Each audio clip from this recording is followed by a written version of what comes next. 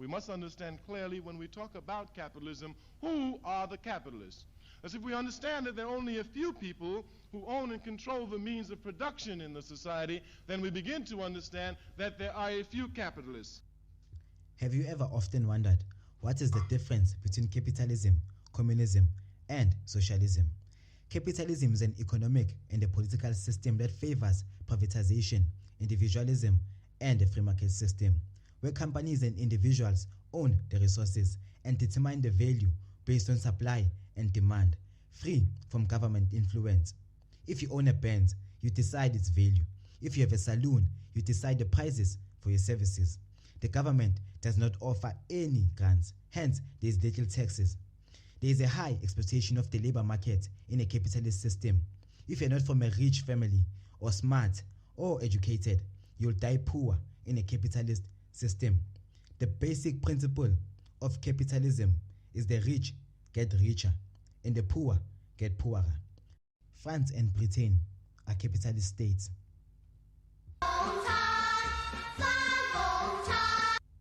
Communism is an economic and a political system that favors collective ownership of resources by the people, administered by the state.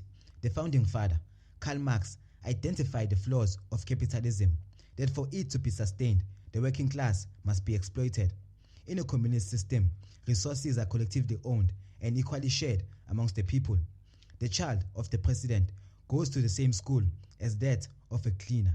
The president and everyone within the nation uses the same hospital, same clinics, and drink the same water. There is no private ownership and a low income gap. For example, in a capitalist state, the farmer earns 50 million, while his employees who work the land earn 4,000, which is a high income gap. In a communist state, the farmer will earn 50,000, while his employees will earn 10K, which is a low income gap. The government offers everything, hence the high taxes. If you succeed, we all succeed. If you fail, we all fail. China, USSR, and Cuba were communist states.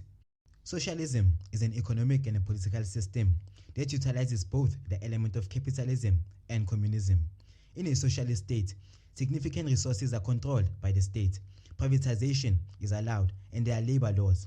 Electricity, water, roads, education, and health are provided by the state. At least more than 50% of important resources are provided by the state. Individuals can still own land and run businesses, but they must follow strict government laws.